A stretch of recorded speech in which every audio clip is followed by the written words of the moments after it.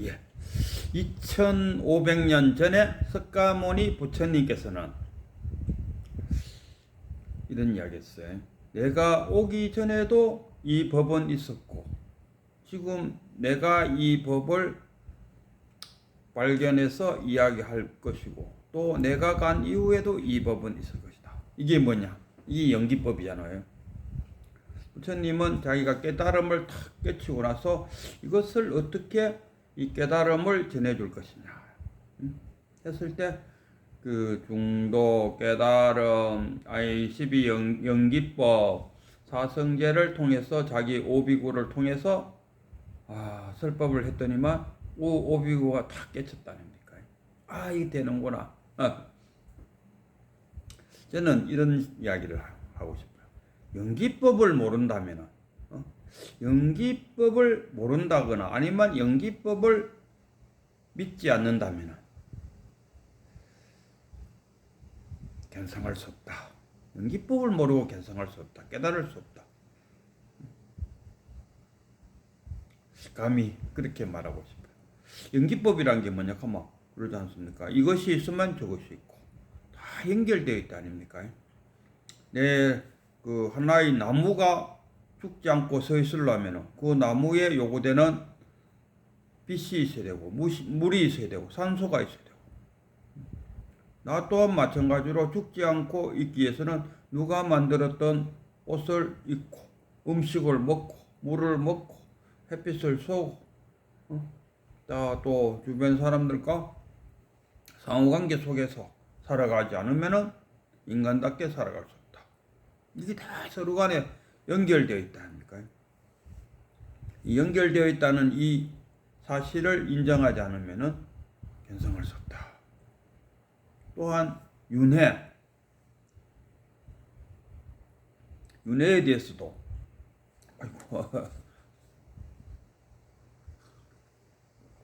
윤회에 대해서도 윤회를 믿지 않는다면은 이거는 견성할 수 없고 깨달을 수 없다. 저는 이렇게 윤회를 인정하고 연기법을 알아야 견성할 수 있다. 저는 감히 이렇게 표현하고 싶어요. 윤회가 뭐냐? 윤회. 우리가 그 사과나무에는 사과가 열려 있습니다. 그 사과 열린 그 사과를 땅에다가 씌우면은 또 사과나무가 올라옵니다. 그러면 또 그 사과나무에 또 사과가 열리고, 또 사과를 땅에 심으면 사과 속에는 씨앗이 있기 때문에 사과를 안 심어도 되죠. 사과 씨앗만 심어도 되죠. 그냥 사과가 자연스럽게 생각하면 우리 자연법에 사과나무가 하나 있는데 사과가 열렸고 그 사과가 시절 인연을 만나서 떨어졌어. 땅 속에서 또 그 사과는 섰고 씨앗은 또 발화되었고 또 하나의 사과나무가 되고, 이게 윤회잖아요.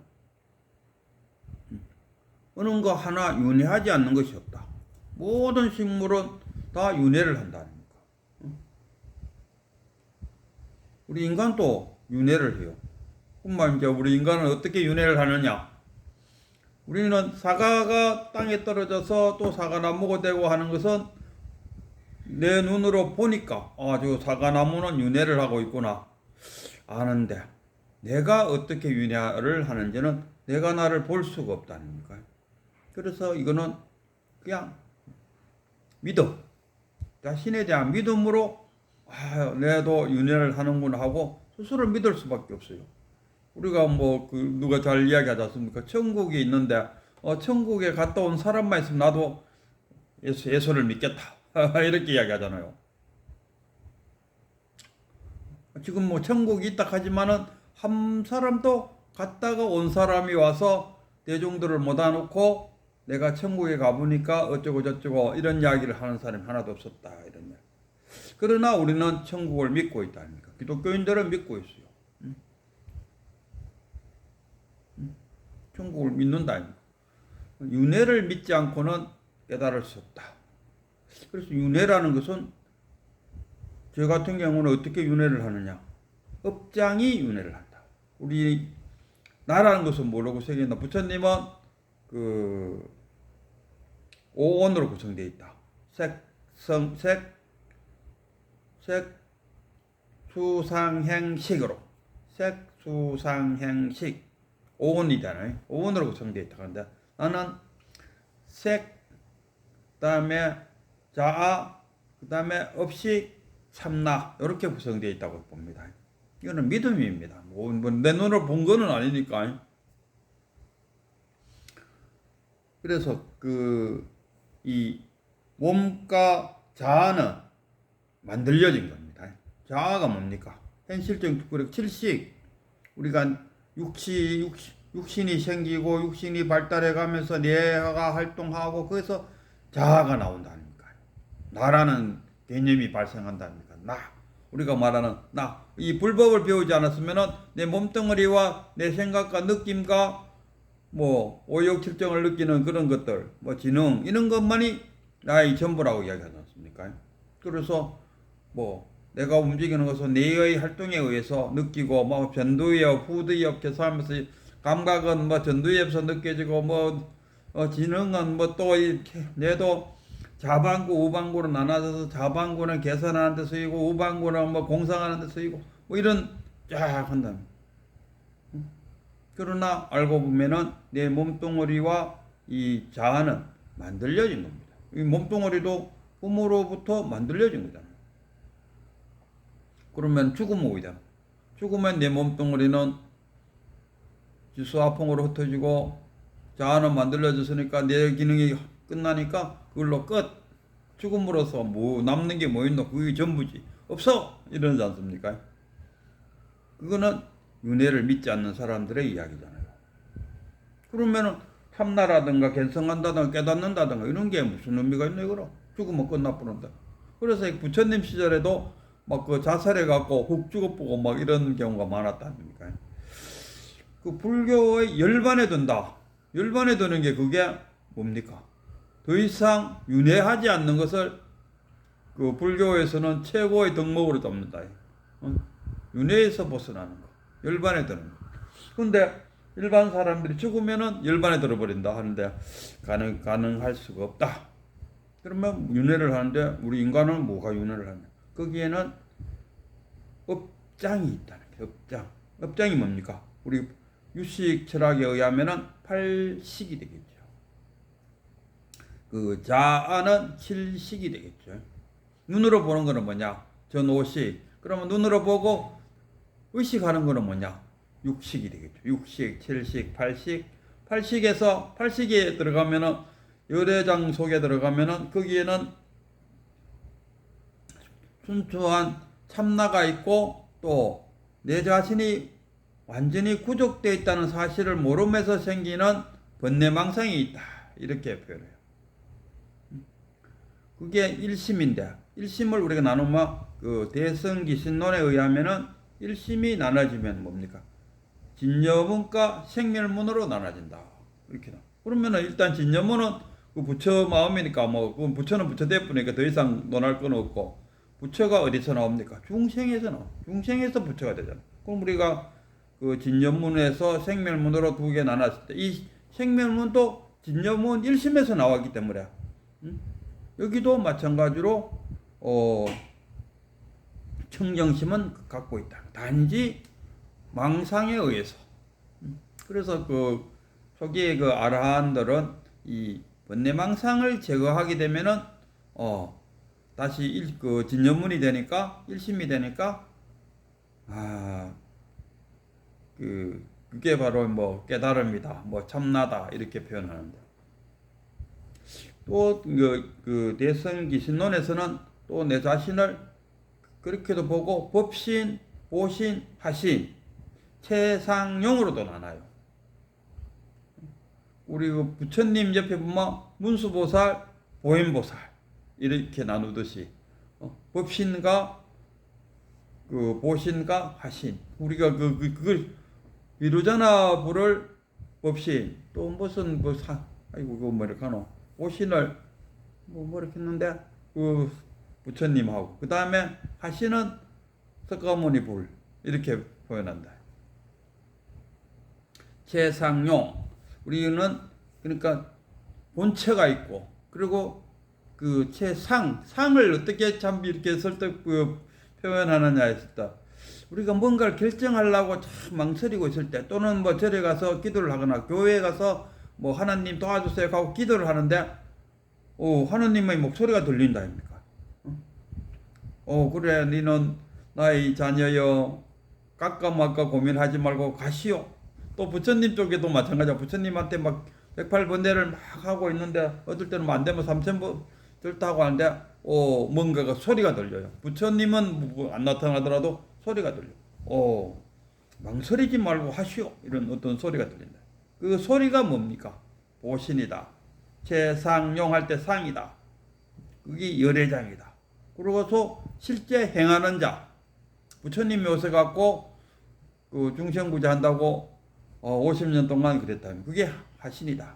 내가 이 몸뚱어리, 지금 내가 여기서 사바세계에서 살아가고 있는 이 내 자신이 하신이다. 최상용이다. 이런 이야기. 어떤 우리 성본 스님은 비유를 들 때 내가 의사의 모든 기술을 익혀놓는 역량이 있는 그 자체를 체로하고, 그리고 자격증을 따는 것을 상이라 하고, 의료행위를 하는 것을 용이라 하더라고. 수일용자. 뭐 그래도 되고. 그러니까 이 최상용, 문수보살, 보현보살. 문수보살은 지혜요, 보현보살은 행함이잖아요. 이게 다 하나다. 일체, 뭐 3대가 있다. 이 대자가 일심, 이문, 3대로 이렇게 하는데, 3대자 이게 뭐냐 하면은 이 중국 사람들은 큰 대자를 써놓고 이걸 깨달을 도자와 같은 뜻으로, 우리는 대자 하면 큰 대자 하나만 알고 있다 아닙니까?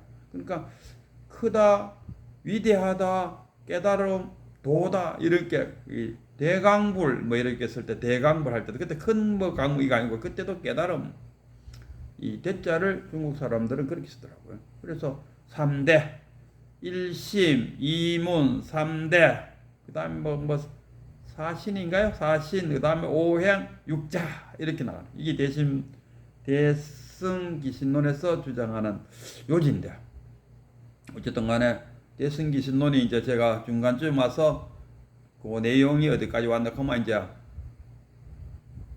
이문, 일심 이문은 번뇌망상을 이야기하다가 이제 3대 쪽으로 이제 대승기신을 넘어. 3대가 뭐냐? 최상용, 법신, 보신, 하신, 이런 식의 우리가 세 개로 구성할 수 있다. 역할이 세 개다. 이런 이야기. 다시 돌아가서 이 연기법과 윤회를 믿지 않으면은 견성하기 어렵다. 연기법과 윤회를 믿어야 내가 모든 것들로부터 연결되어 있다. 그리고 나는 끊임없이 윤회를 하고 있다는 이 두 가지 사실을 받아들일 때 참나를, 또 견성, 깨달음, 한 물건, 뭐 이름이야 뭘 갖다 붙이든지 간에 이룰 수 있다. 그것을 부정한다면은 이루지 못하죠. 그래서 내가 어떻게 내 자신이 연결되어 있으며 또 내가 어떻게 윤회를 하고 있을까? 윤회를 한다. 그래서 그 두 가지를 받아들일 때, 두 가지를 받아들일 때 견성할 수 있다. 저는 이렇게 생각합니다. 만약에 이 두 가지를 인정하지 않는다면은 견성하기 어렵다. 딴데 불교를 떠나라. 불교를 떠나고 다른 기독교나 기독교는 윤회 안 믿습니다. 기독교는 윤회설이 없어요. 기독교는 죽으면 바로 천당으로 가서 거기서 영생을 한다. 윤회란 게 없다 아닙니까? 죽고 또 살고 이런 게 없다. 그러니까 이 불교를 떠나야 된다. 목사님 중에서도 성령과 성신과 성자 이렇게는 성령이 바로 우리가 말하는, 이쪽에서 말하는 견성, 참나잖아, 참나. 같은 이야기. 그러니까 성령을 받는데, 그쪽에서는 윤회를 믿지 않아도 성령을 받아요. 그런데 이쪽에서는 불교 쪽에서 만약에 자기가 깨달음을 얻겠다 하면은 이 윤회라든가 연기법을 믿지 않는다면, 또 이렇게 나는 윤회와 연기법을 믿어요. 믿었는데도 왜 아직도 안 깨달아졌어요? 그러면은 나도 옷이 가끔 가다가 이제 전화가 오거나 아니면 우리 식당에 제가 유튜브를 하는 바람에 그 유튜브 내용을 듣고 이렇게 가끔 와서 한두 시간 이야기하다가 가는 사람도 있어요. 근데 그 사람 이야기를 가만 들어보면 깨닫고 싶다는 생각은 맞아요. 많이 갖고 있어요. 내한테까지 찾아올 정도면은 그 열정은 넘친다. 그래서 내가 물어봐요. 그러면 깨달음에 대해서 뭐 좀 우리가 그렇잖아. 한라산을 가려고 하면 제주도로 가서 성판악으로 가서 올라가야 됩니다. 점점 그 산이 있는 쪽으로 가야 된답니까? 그래서 깨달음 쪽으로 지금 가고 있나 하고 그 사람하고 이 대화를 나눠보면은 영판 엉뚱한 데로 가고 있어요. 영판 엉뚱한 데가. 그 불교를 공부하는데도 불구하고 그 보면은 그 깨달음 말고 그 선불교 말고 다른 종교 의식 뭐 아비달마인지 뭐 그런 거는 좀 알고 있더라고요. 근데 선불교 쪽으로 가야 깨침이 있지.